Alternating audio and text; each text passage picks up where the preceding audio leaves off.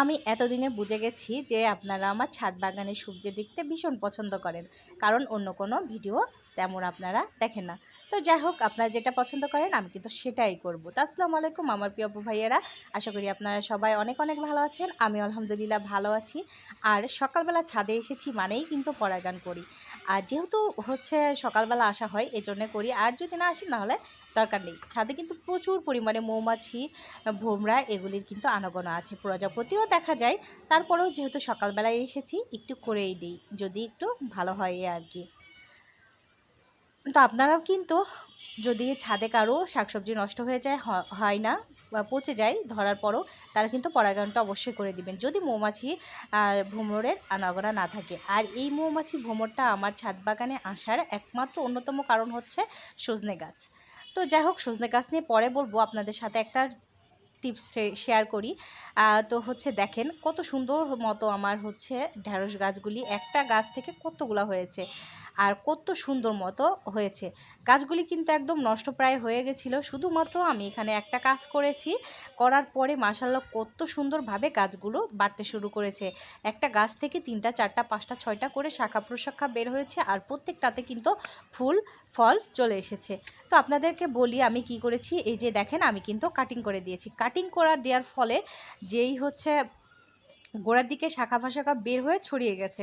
এখন আপনারা অনেকেই নষ্ট করে ফেলেন, যে হচ্ছে ঢ্যাঁড়স গাছের বয়স হয়ে গেছে কেটে ফেলি। কেটে না ফেলে আমার মতো কিন্তু এভাবে করে আপনারা কেটে দিতে পারেন, এতে করে খুব ভালো হয়। আর এদিকে চাল কুমড়া তো এত পরিমাণে ধরেছে, বেশ কয়েকটা একসাথে আছে। আর একসাথে এত চাল কুমড়া ধরলে গাছকেও তো ঠিক সেভাবেই খাবার দিতে হবে, তাই না বলেন? আর যদি হচ্ছে খাবার না দিই তাহলে কিন্তু নষ্ট হয়ে যাবে। তো পরাগায়নের কি পাওয়ার একটু দেখেন। উপরের এটা কিন্তু আমি পরাগায়ন করেছিলাম না, একই ডালে যেটা পরাগায়ন করেছিলাম সেটা কত সুন্দর বড় হয়েছে, আর এটা কিন্তু নষ্ট হয়ে গেছে। আর তার সাথে ভোমরাতে কিংবা মাছি পোকায় হুল ফুটিয়ে দিয়েছে, সে কারণে আরও নষ্ট হয়ে গেছে। তো ওই যে বললাম খাবারের দিতে হবে ওইভাবেই। তো আর এই যে দেখেন এরকম কিন্তু একটা ড্রাম ছাদ বাগানে থাকা কিন্তু সবার জন্যই জরুরি। আমি এখানে কিচেন ওয়েস্ট জমা করি, জমা করার পরে যে পানিটা হচ্ছে ফুটো আছে, ফুটো দিয়ে বের হয়ে যায়, আর সেটা কিন্তু এভাবে গাছের গোড়াতে দিয়ে দিই। আর হ্যাঁ, অবশ্যই এর সাথে সাথে সাথে পানি দিয়ে দিই, নাহলে কিন্তু গাছের ক্ষতি হবে। অতিরিক্ত খাবারের কিন্তু গাছের জন্য খুবই দরকার যখন গাছে ফুল ফল আসে। আর এরকমভাবে যদি আমরা লিকুইড সার দিই তাহলে কিন্তু খুব ভালো হবে। আর এই বর্ষায় দেখেন আমার শসা গাছগুলি মাশাআল্লাহ কত সুন্দর হয়েছে। কিভাবে হচ্ছে আপনাদের বলি, আমার এই লাউ গাছটা কিন্তু নষ্ট হয়ে গেছে, এখন কিন্তু ফুল আসলেও মানে লাউ আসলেও সেগুলি টিকে না। তো আমি তারপরেও লাউ গাছটা রেখে দিয়েছি একমাত্র আমার এই শসা গাছগুলির কারণে।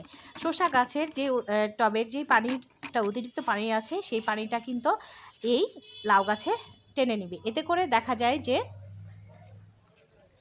গাছের যে অতিরিক্ত পানি ভেজা ভাব সেটা কিন্তু থাকবে না। আর এই টবে একটু সারের পরিমাণ কমে গেছে, তো অনেকটা পরিমাণে মাটি তুলে নিয়ে ওইখানে আমি কিচেন ওয়েস্টে দিয়ে ভরাবো, আর একটু একটু করে মাটি দেবো। আর এই যে নষ্ট আদা অনেক দিন রাখার ফলে নষ্ট হয়ে গেছে, তো ভাবলাম গাছের যেই গোড়ার হচ্ছে শিকড় ফুলে ফুলে যায়, নেমোটেড নাকি যেন ভুলে গেলাম, যাই হোক, তো ওটা আদা রসুনের রস দিলে নাকি ভালো হয়। তো যাই হোক, আমিও দিতে চাচ্ছি না আদা রসুনের রস কষ্ট করে, তো দিয়ে দিলাম, দেখা যাক কি হয়। আর ওই যে বললাম পানি দিতে হবে সাথে সাথে। যদি বালতি ফাঁকা থাকতো তো আমি সাথে সাথেই দিতাম, বালতিটা ফাঁকা করতে একটু সময় লেগে গেল। তো আপনারা চেষ্টা করবেন পানিতে গুলিয়ে দিতে, কিংবা যদি না পারেন তাহলে অবশ্যই হচ্ছে এভাবে করে আগে পরে দিয়ে দিবেন পানি আরিয়ে। আর এইদিকে দেখেন কত কত সজনা ঝরে যাচ্ছে, কেন যে ঝরে যাচ্ছে কিছু বুঝছি না। তো একেবারে হচ্ছে এত ফুল ফুটেছে, এত সজনে, এই যে দেখেন ডালটা ভেঙে দিয়েছে। আমার গাছের প্রতি এত পরিমাণে শত্রুতা সবার, বুঝি না। আমার গাছের বীজও চুরি করে এত সুন্দর ভালো ভালো গাছ তৈরি করে নিচ্ছে, আবার আমার গাছগুলির সাথে এরকম অত্যাচার। তো এই যে সাজনা ছোট বড় মিলিয়ে কিন্তু ধরতে শুরু করেছে। আর এইদিকে ড্রাগন ফুলগুলিও কিন্তু মাশাল্লাহ অনেক সুন্দর মতো হচ্ছে। মনে হচ্ছে এই ছোট ফুলটা হবে না, এই দুটা হবে, আর ছোটটা হবে না। তো যাই হোক, আর এই যে দেখেন আমার লাউ গাছটা কত সুন্দর মতো বড় হচ্ছে। আর এইদিকে মিষ্টি কুমড়া গাছটার তো হচ্ছে জবাবই নেই, এত সুন্দর মতো হয়েছে যে এজন্যে রেখে দিয়েছি। আর হ্যাঁ, কাটিং করে দিয়েছি মাচায় ওঠার পর। অনেকে 10 পাতা হওয়ার পরে করেন, আবার হচ্ছে আমিও করি, কিন্তু আমার এই গাছটা মাচায় উঠেছিল না, একটু দেরিতেই করলাম যেহেতু মাচায় ওঠাটা অনেক জরুরি ছিল। মাচায় উঠার আগে যদি কাটিং করে দিতাম তাহলে চারিদিকে ডালপালাগুলি ছড়িয়ে যেত, এর জন্য মা চাই উঠার পরে কাটিং করেছি। আপনারা এই বিষয়টা কিন্তু খেয়াল করবেন। আর আপনাদের সাথে আরও একটা পরামর্শ শেয়ার করি, যারা আমাকে দেখে বাগান করেন, আমার ভিডিওগুলি ভালোবাসেন, তাদের জন্যে যে আপু তোমরা যারা সিম গাছ লাগাতে চাও আগাম জাতের কেরালা সেটা কিন্তু এখন লাগিয়ে দিতে পারো। আমি কিন্তু সিজনাল সিম গাছ এখনও লাগাই নাই, আগাম জাতেরটাই লাগিয়েছি।